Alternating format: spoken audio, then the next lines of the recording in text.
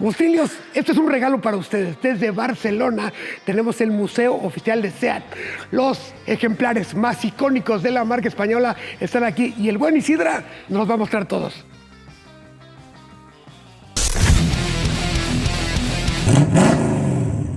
Mostrillos, estamos aquí en el Museo de SEAT con el mero mero. Isidra, gracias por la invitación. Necesito que me expliques todo. Y rápido, si no la gente 70 años de historia. 70 años de historia en 30 minutos. En 40. Ahora sí viene lo chido. Bueno, muchas gracias por estar aquí y encantado de la vida de poderos explicar la historia de SEAT, ¿no? Todo empezó con el 1400, que es un coche que lanzamos en el 53. Para ponernos un poco en esta época, hay dos datos interesantes que son, por ejemplo, que al inicio, con 925 empleados, el primer año de fabricación del coche fuimos capaces de producir una media de 5 coches al día. Hoy, con unos 15.000 empleados, somos capaces de fabricar 2.400 al día. Claro, los procesos han cambiado un poquito, ¿no? Claro. Es verdad. Otro dato interesante es que a partir del primer año conseguimos fabricar más del 90% de los componentes del coche, de las piezas, aquí en Zona Franca, en la primera factoría de SEAT. Y eso pues, significó tener que construir una fundición de aluminio y una de acero para dar cobertura a esa frenética fabricación. Pensar que se fabricaba absolutamente prácticamente todo el coche, excepto las bombillas y los neumáticos, que no se pueden hacer en una fábrica de automóviles, ¿no? Pero los motores, los pistones, los aros, los muelles, los volantes de baquelita, elementos eléctricos, en fin, todo se fabricaba en SEAT. Incluso los cocineros de la cantina, la gente, los vigilantes de seguridad, todos eran de SEAT, ¿no? Esto fue Dante Giacosa, que era un diseñador muy famoso en Fiat, ¿no? Y bueno, tuvo la idea de hacer... En realidad es un coche muy avanzado a su tiempo, el 1400, es muy moderno. Es la primera carrocería autoportante que entra en Europa, ¿no? Que es muy moderno porque la autoportante significa que la misma carrocería hace de chasis, ¿no? Hasta ese momento los coches tenían un chasis que aguantaba las suspensiones y luego se le montaba una carrocería atornillada, ¿no? En este caso, pues toda la torsión y todo se centra en esa carrocería autoportante, ¿no? En todo ese estrés del inicio de la fábrica, pues se hicieron dos coches especiales de visitas, como este. Bueno, los dos los tenemos aquí, de los dos hemos reconstruido uno en muy buenas condiciones, no hemos tenido que fabricar nada nuevo, todo es material entre los dos coches. Esto fue muy bien, aunque era un coche muy caro en la época, y se decidió, creo que fue una gran decisión, empezar por este coche con esa pequeña producción, porque fue muy bien, especialmente para entrenar a esos 925 empleados que comenzaron a lo que tenía que venir en el segundo coche, que fue el SEAT 600, que es el coche más mítico de la historia de SEAT, no solo de SEAT, sino de España, ¿no? Es el coche que puso sobre ruedas este país y es el primero que entró en la mayoría de familias, el que aportó esa libertad de movimiento, ¿no? Aunque el inicio fue duro porque este coche se lanzó en el 57 y el coste del coche en el 57 era de 65.000 pesetas y eso significaba el salario medio español de 3 años y 3/4 partes. O sea, imaginar el esfuerzo que había que hacer para comprar un 600. O sea, nació con una vocación de coche económico, pero al inicio la situación en España era muy complicada, ¿no? Económicamente. Al final de la producción del 600, que ahora lo veremos, el último producido, el coche costaba 77.000 pesetas y eso representaba el salario medio español de 3/4 partes de un año. Entonces, claro, evolucionó muy rápido la sociedad, era el éxito económico, el desarrollismo, el llamado desarrollismo de los años 60, donde luego veremos como ya a finales de los 60 la economía estaba bastante saneada y nos permitió fabricar coches que ya no tenían ese componente de movilidad masiva, que ya podíamos hacer coches, había gente con suficiente capacidad económica como para fabricar coches con un aspecto mucho más deportivo o con un carácter más de disfrute de la conducción, como el Spider, el descapotable biplaza, o los 1430 más deportivos, ¿no? Después aparece el 1500, el 1500 es el coche que sustituye al 1400, un coche muy moderno también, muy avanzado a su tiempo, con esas líneas, incluso yo me atrevería a decir de Art Deco, ¿no? Con un estilo muy americano, en este caso la versión familiar, y este es el restyling que vino más tarde, con doble faro, un coche muy elegante que equipó a multitud de taxis. En esa época pues, los taxis era un coche para gente que requería calidad, ¿no?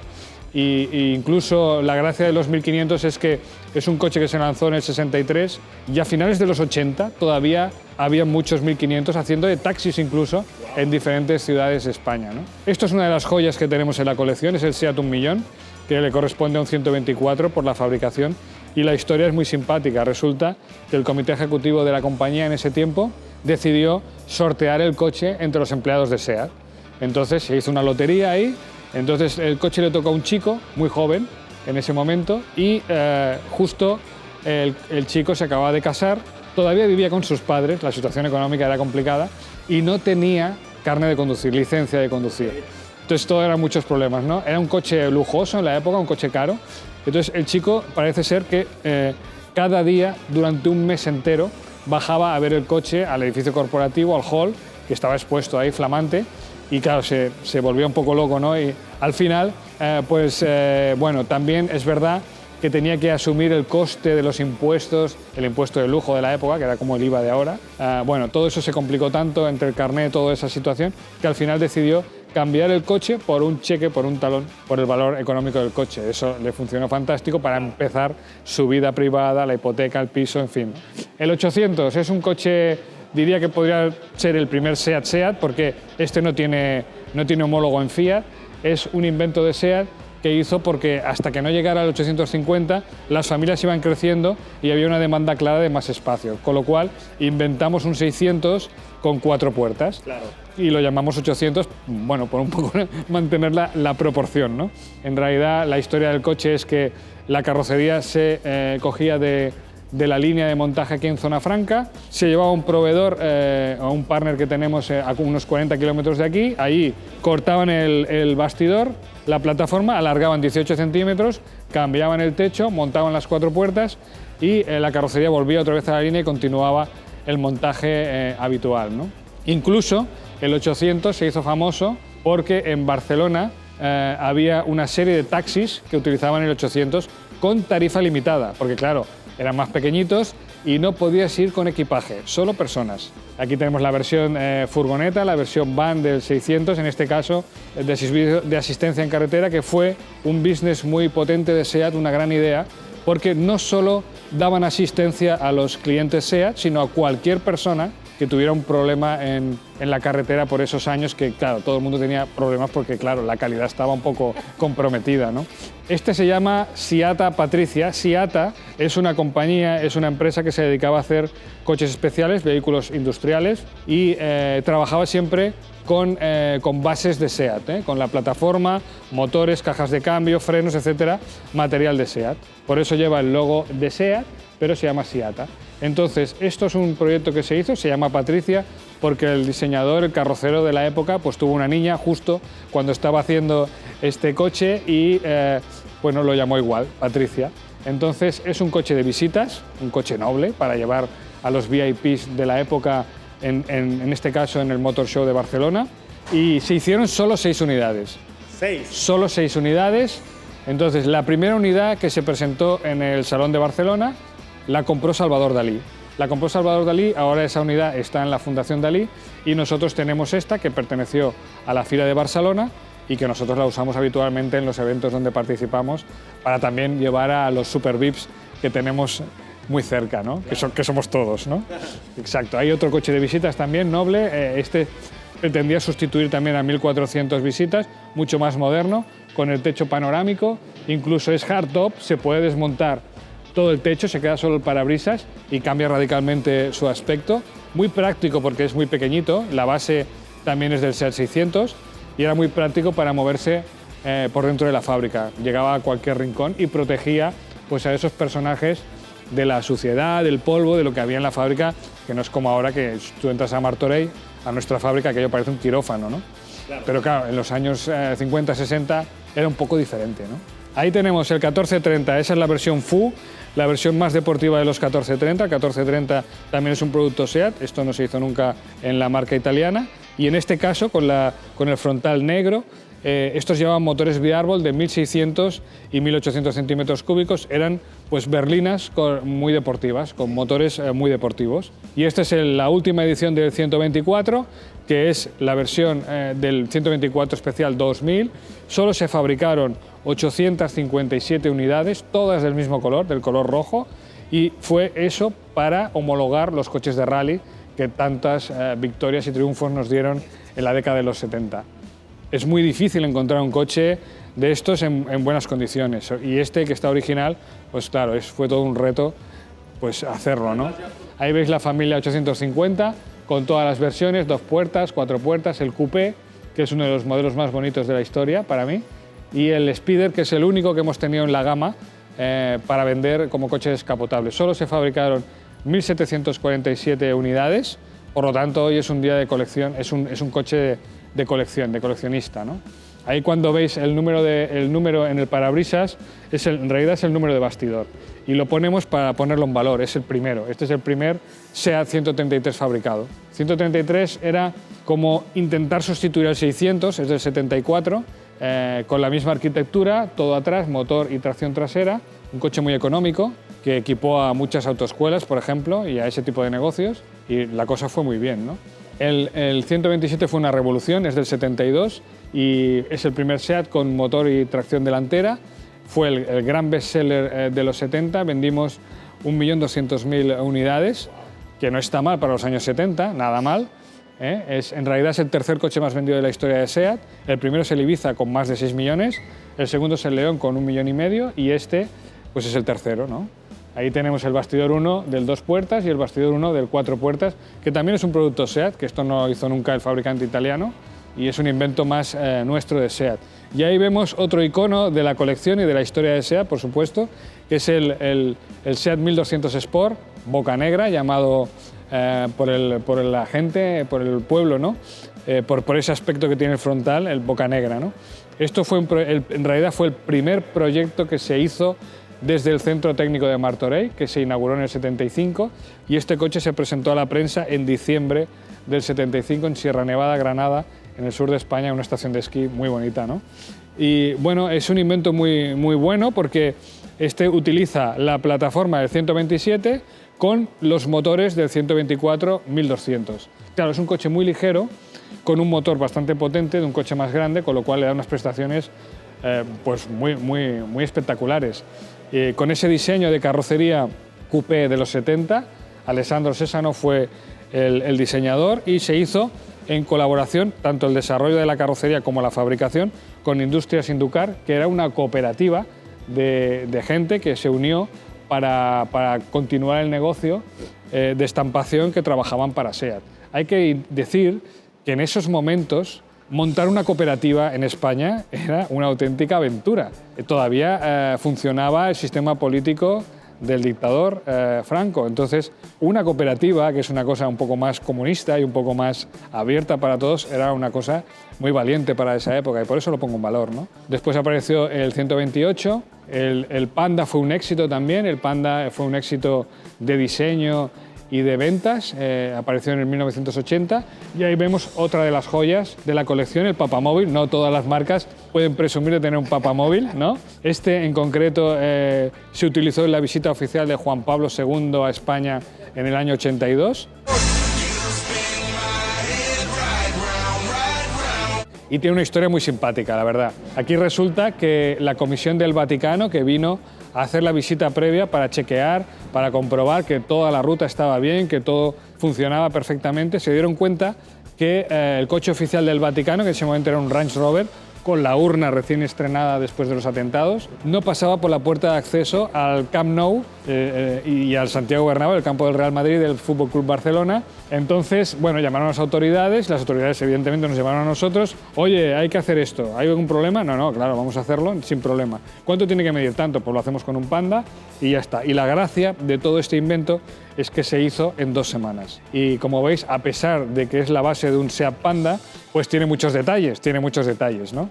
Por ejemplo, como las banderas hechas en chapa perforada, porque claro, en 2 semanas no daba tiempo de llamar a una tienda o a un fabricante de banderas de tela ¿no? Entonces cogieron lo que tenían en la estantería de atrás del taller, lo pintaron y quedó estupendo, ¿no?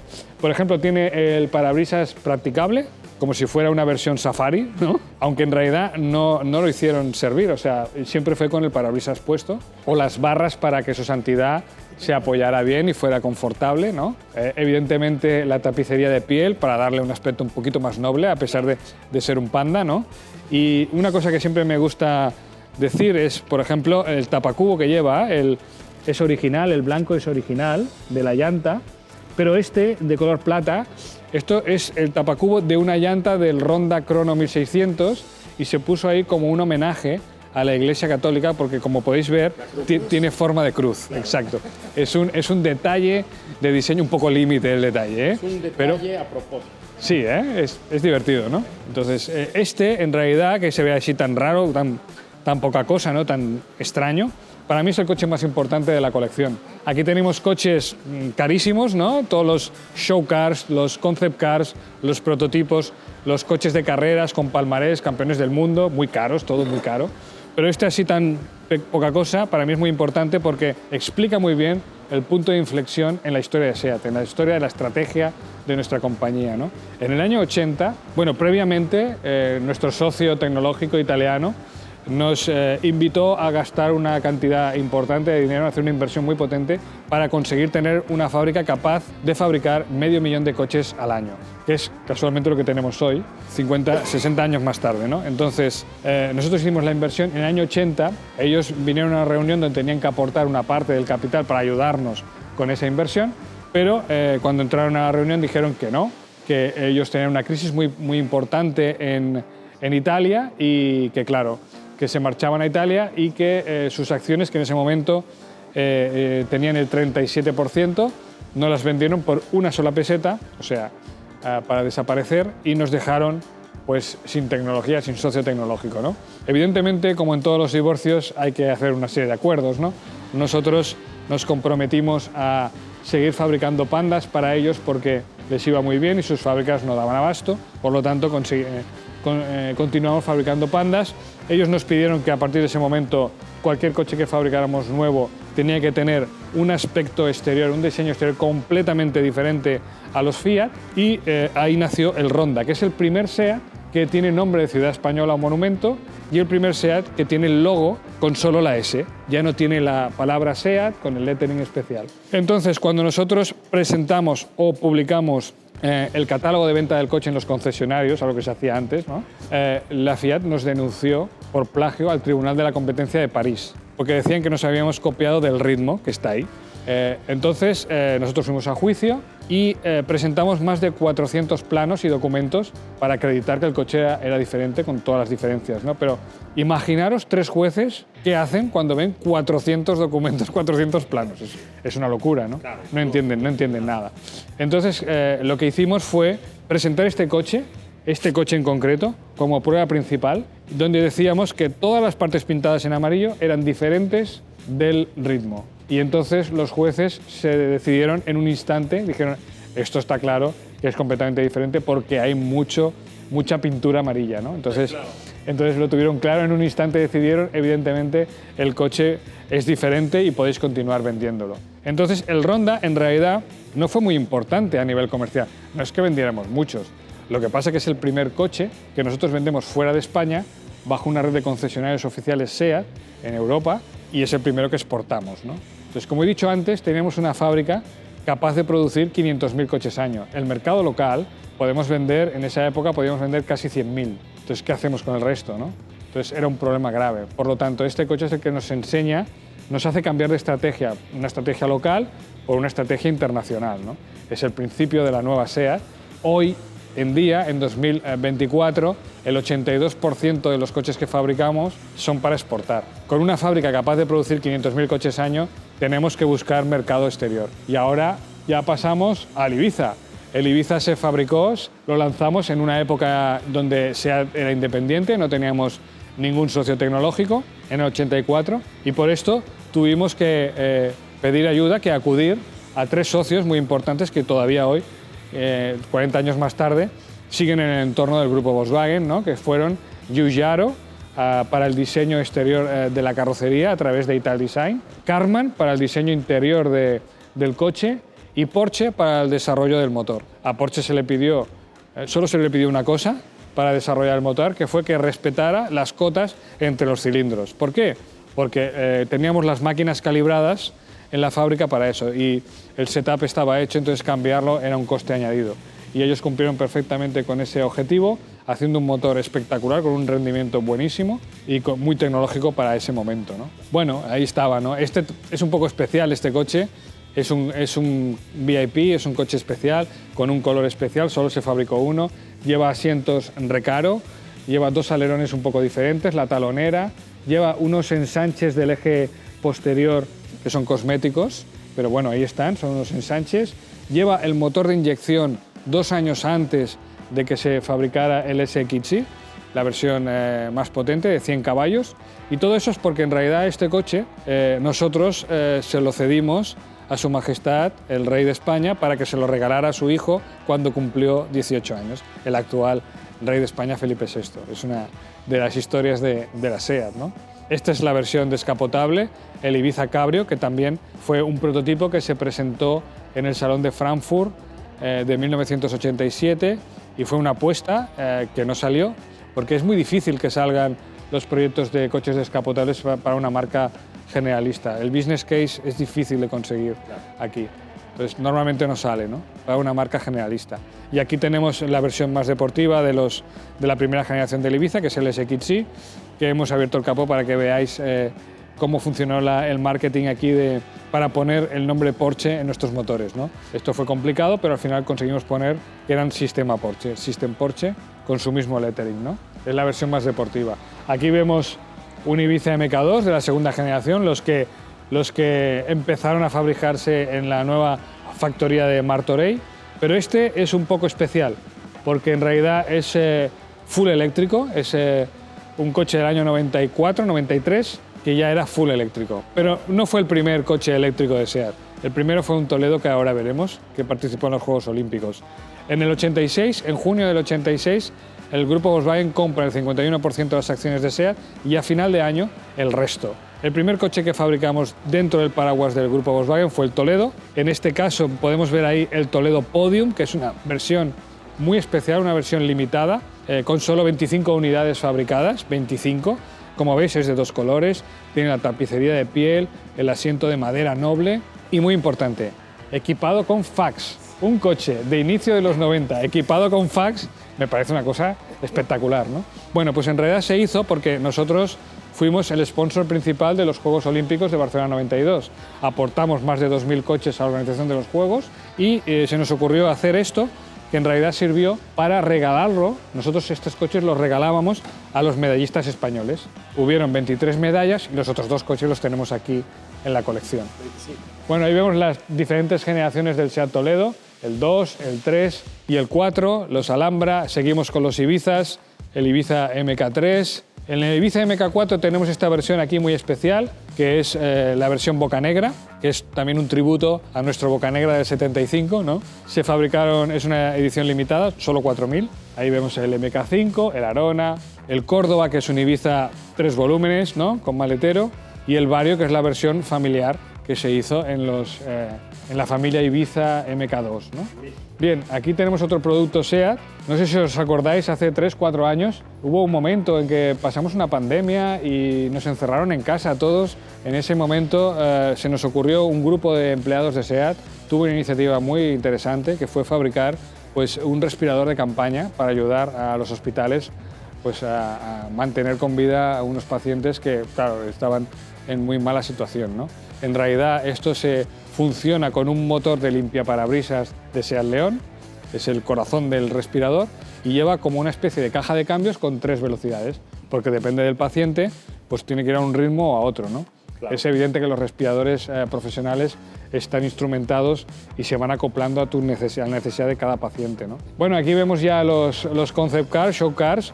Tenemos ahí el 20 Vision 20, que se presentó en Ginebra, en el Salón de Ginebra del 2015, y es bueno, un poco que queríamos explicar que allá por el 2020 nos gustaría estar en este tipo de coches, ¿no? Que al final no lo hemos conseguido, no hemos estado ahí, hemos hecho otras cosas diferentes. Venga, este es el Ibiza Capster, que se hizo en el 30 aniversario del Ibiza, o sea, hace 10 años, y es muy simpática la historia también porque en realidad esto lo hicieron los estudiantes de la Escuela de Aprendices de SEAT bajo la tutela del Departamento de Diseño, ¿no?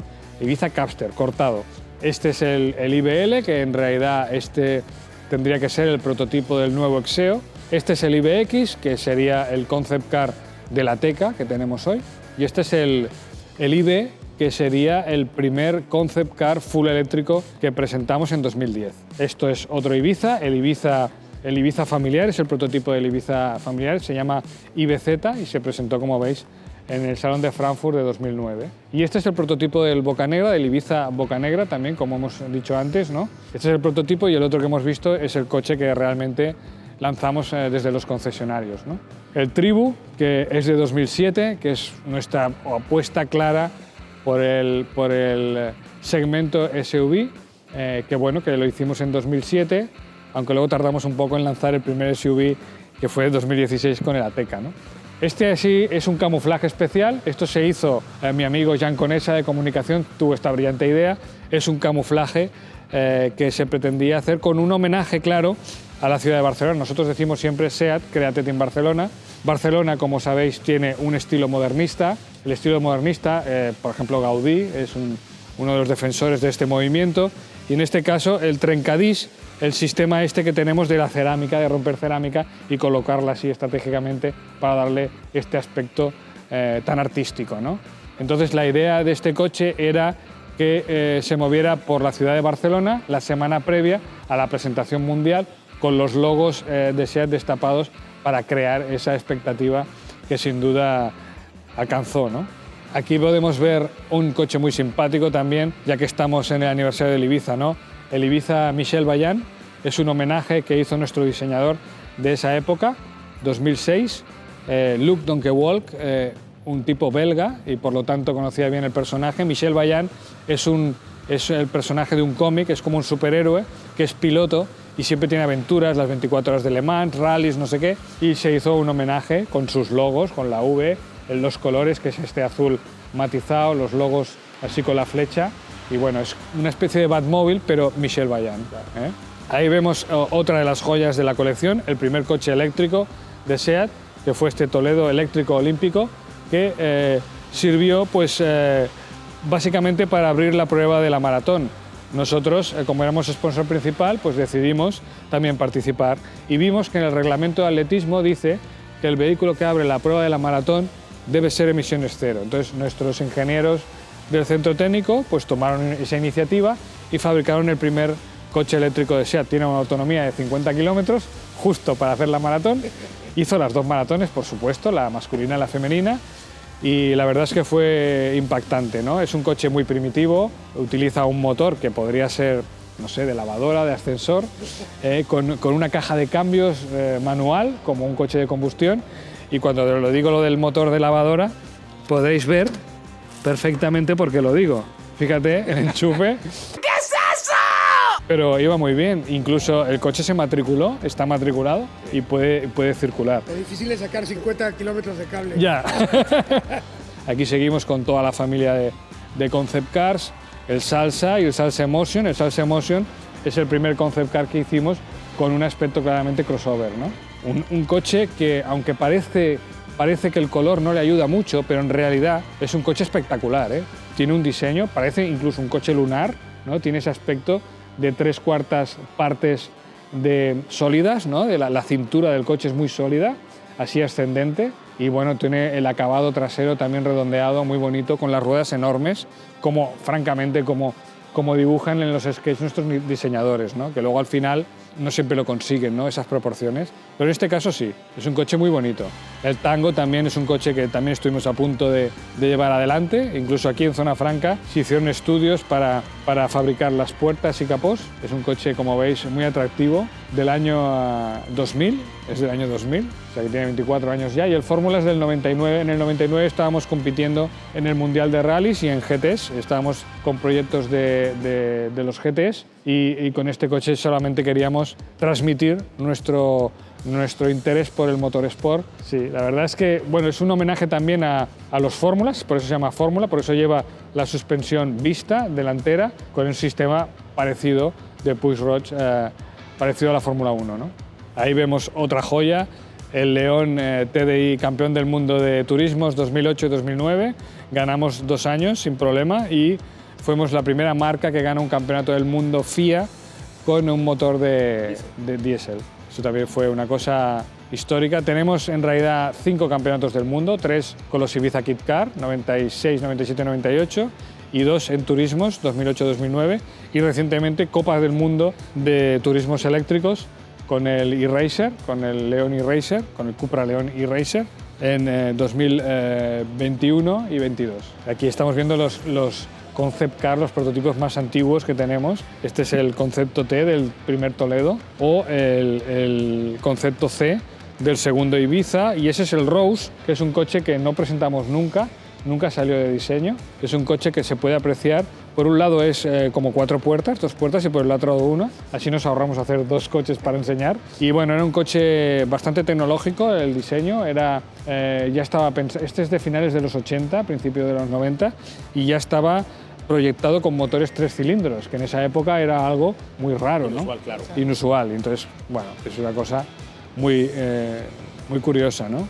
Luego por aquí vemos toda la época de GTs, el Toledo GT, el Córdoba Silhouette, que ganó en Francia, el Toledo ganó en España el campeonato de GTs en 2003, y después tenemos el Seat Cupra GT, que no ganó. Al final era un proyecto que se trataba de hacer 25 unidades para homologarlo en FIA GT para correr en Europa, pero claro, luego cuando pasamos los filtros que vamos pasando, pues bueno, el departamento de marketing nos dijo, hombre, ¿dónde vamos a competir en GTs? Que la competencia es Porsche, Lamborghini, Aston Martin y ese tipo de marcas, ¿no?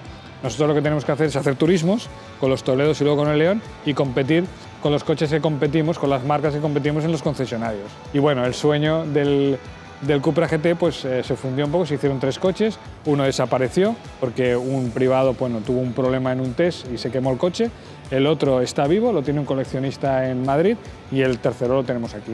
Aquí vemos el último coche de pedales que hemos hecho, que es el Ibiza, como homenaje al 40 aniversario. Esto es algo que nos encanta, hacer un coche muy parecido al real. Fijaros el nivel de detalle de las llantas, me parece algo espectacular. Y ahí podemos ver coches de carreras pues, tan míticos como el primer coche oficial de Carlos Sainz. Pues Carlos Sainz ganó la Copa Panda, que organizaba SEAT Competición, y el que ganaba la Copa Panda, pues SEAT Competición le daba este coche, le ofrecía este coche para hacer 5 rallies del Campeonato de España. En uno de los rallies, Carlos Sainz, en el Rally Talavera, quedó 5º absoluto del rally delante de Lancias, Fiats, Porsches y coches muchísimo más gordos, ¿no? Entonces eso fue cuando ya pues, Renault lo fichó y empezó su carrera. O sea que podemos decir que el primer coche oficial de una marca que tuvo Carlos Sainz fue este. Ahí vemos toda la época de los World Rally Cars. Tenemos una versión del Trofeo Andros que ganamos en 2001, que son carreras de hielo, con Ivan Müller, el rojo. Y luego este es un Evo 3 del Mundial de Rallys del año 2000. Y este es el que quedó tercero en el Safari Rally, el rally más duro del Mundial. Con Didier y yo quedamos terceros, ganamos el primer tramo. Y el otro es el que quedó tercero en el Rally de Nueva Zelanda en el 99. Y ahí vemos los 2 Ibiza Kit Car, el Evo 1, que es el de color amarillo pistacho, digamos, y el otro, el amarillo bengala, que es el Evo 2. Estos ganaron el Campeonato del Mundo de Rallys en F2, 2 ruedas motrices, 2 litros atmosféricos, los años 96, 97 y 98. Aquí veis la primera generación de Ibiza, los coches de carreras que los representa. Teníamos un carácter mucho más de rallies en ese momento, por eso inventamos la Copa Ibiza, primera del año 85, el año después de la presentación del coche. Y este es un coche muy especial, es el Ibiza bimotor, que participó en el Campeonato de España de Rallys de tierra y quedó segundo en el 86 de marcas. Bimotor, sí, lleva 2, veo que me has puesto una cara, lleva 2 motores, uno delante y uno detrás, porque para ganar en el Campeonato de España de Rallys de tierra, los coches que ganaban eran grupos B de más de 400 caballos con tracción total. Claro, nosotros no teníamos nada parecido, y nuestro jefe de I+D, Vicenç Aguilera, se le ocurrió ¿por qué no hacemos un Ibiza con 2 motores, 2 cajas de cambio y al menos ya tenemos 4x4, ¿no? Entonces el coche, cada motor es un 1.5 System Porsche con 4 carburadores y muy apretado, que da 140 caballos cada uno, o sea, 280 caballos al final, pero claro, lo penaliza el exceso de peso de los 2 motores y las 2 cajas. Claro. Pero bueno, es un espectáculo verlo, sobre todo cuando arrancan los 2 motores, es increíble, porque claro, no caben los silenciosos, entonces es free, es escape libre todo, es bastante espectacular. ¿Tu favorito? Eso es una pregunta muy complicada. Ya hablo mucho de esto, yo creo que está entre estos dos. Es una pregunta muy complicada. A mí me gustan todos los coches, por definición, incluso los que no son SEAT. Me encantan los coches, pero si tengo que escoger uno, claro, yo me quedaría con el Córdoba World Rally Car, sobre todo el del Safari Rally, porque en ese momento yo estaba súper implicado en ese proyecto, estaba en SEAT Sport, jefe taller, y recuerdo perfectamente ese rally, lo pasamos francamente mal, el coche, hicimos una asistencia atómica, íbamos, el primer tramo lo ganamos, entonces la primera asistencia, que era solo de 10 minutos de la segunda etapa, estábamos segundos del rally o terceros, y tenía muchos problemas de dirección, y en esa asistencia de solo 10 minutos cambiamos la cremallera de dirección, el depósito, la bomba y toda la instalación hidráulica. Mis chicos eran unos fenómenos y se portaron ahí como unos campeones. Hicimos una asistencia de auténtico espectáculo y eso lo recuerdo y no me olvidaré jamás en la vida. Claro. Por eso cuando me dices, ¿cuál es tu coche? El Safari Rally. Y eso es todo. Un placer como siempre, sois unos fenómenos. Maestro. Muy bien. Musilios, el futuro ha llegado.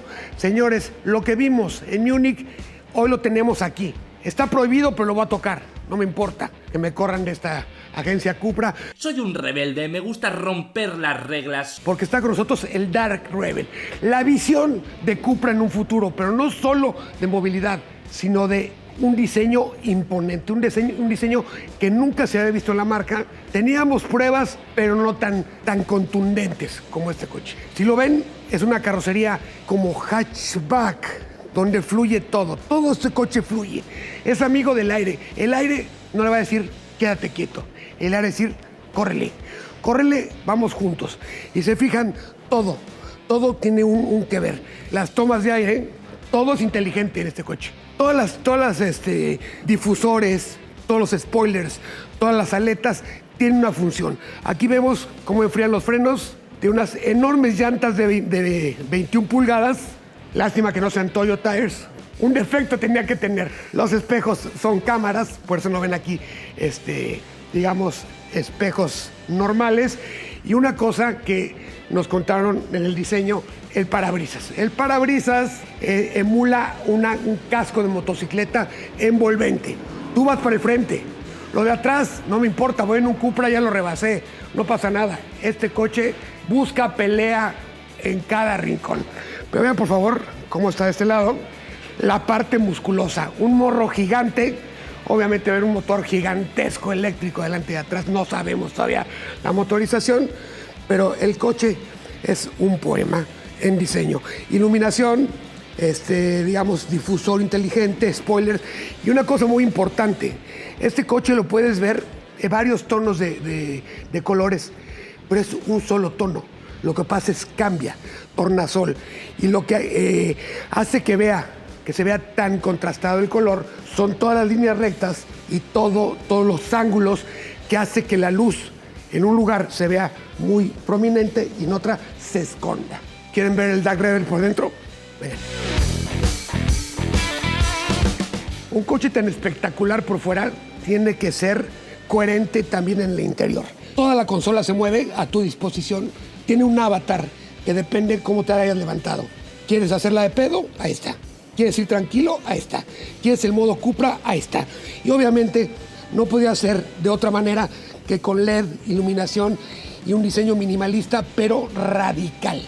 Desde que lo vi en Alemania, supe que era un coche muy especial. De entrada, el diseño impone, el músculo lo muestra. Y la escuela de diseño de una marca que lo último que quiere verse es discreta. Señores, Dark Rebel para el mundo desde Barcelona.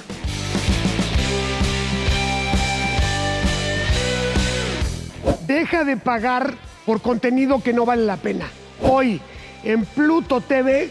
Puedes ver lo mejor de TV Azteca, incluyendo 24 horas de Frankie Monstruo gratis. Quédate aquí, el mejor contenido ahora en Pluto TV.